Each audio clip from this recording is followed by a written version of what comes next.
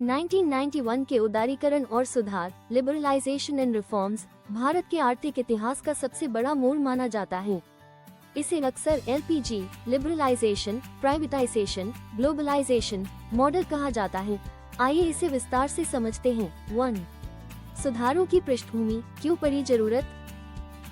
1991 की शुरुआत में भारत एक गंभीर आर्थिक संकट से जूझ रहा था। विदेशी मुद्रा भंडार की कमी, भारत के पास केवल इतना विदेशी पैसा बचा था कि वह 2 हफ्ते का आयात इम्पोर्ट कर सके। राजकोषीय घाटा, सरकार का खर्च उसकी कमाई से बहुत ज्यादा हो गया था। भुगतान संतुलन, बॉक संकट, भारत अंतर्राष्ट्रीय कर्ज चुकाने की स्थिति में नहीं था, जिसके कारण हमें अपना सोना गिरवी रखना पड़ा था। 2. सुधारों के 3 मुख्य स्तंभ, LPG, उदारीकरण, लिबरलाइजेशन। L, इसका अर्थ था अर्थव्यवस्था को सरकारी नियंत्रण और लाइसेंस राज से मुक्त करना। लाइसेंस राज का अंत अधिकांश उद्योगों के लिए अनिवार्य लाइसेंसिंग को खत्म कर दिया गया। व्यापार की स्वतंत्रता, कंपनियों को विस्तार करने और उत्पादन क्षमता तय करने की आजादी मिली। ब्याज दरों का निर्धारण, बैंकों को अपनी ब्याज दरें तय करने की छूट दी गई। निजीकरण, प्राइवेटाइजेशन। P, इसका उद्देश्य सरकारी कंपनियों PSUs में निजी क्षेत्र की भूमिका बढ़ाना था। विनिवेश, डिसइन्वेस्टमेंट, सरकारी कंपनियों के कुछ हिस्से निजी निवेशकों को बेचे गए।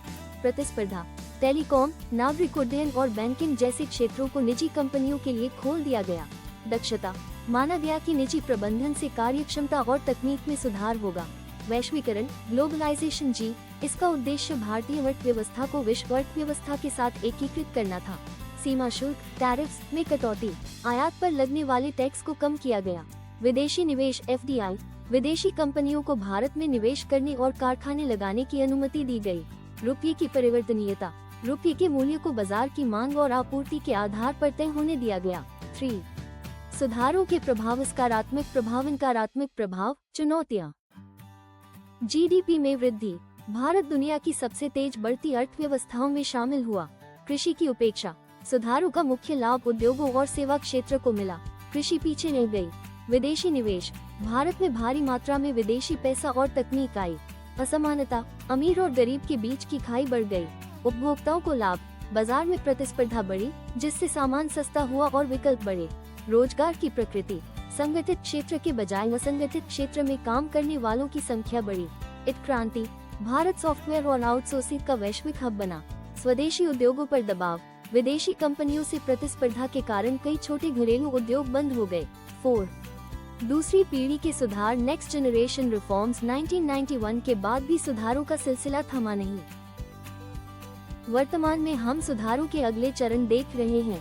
GST, वस्तु एवं सेवा कर, एक देश एक टैक्स की अवधारणा। IBC, दिवाला और शोधन अक्षमता संहिता, कंपनियों के लिए एग्जिट को आसान बनाना। डिजिटल सुधार, UPI और डिजिटल बैंकिंग के जरिए अर्थव्यवस्था में पारदर्शिता लाना। श्रम सुधार, पुराने जटिल श्रम कानूनों को सरल बनाना। निष्कर्ष, 1991 के सुधारों ने भारत को एक बंद अर्थव्यवस्था से बदलकर एक बाजार आधारित अर्थव्यवस्था बना दिया। इसने भारत को वैश्विक मंच पर एक विश्वसनीय आर्थिक शक्ति के रूप में स्थापित किया।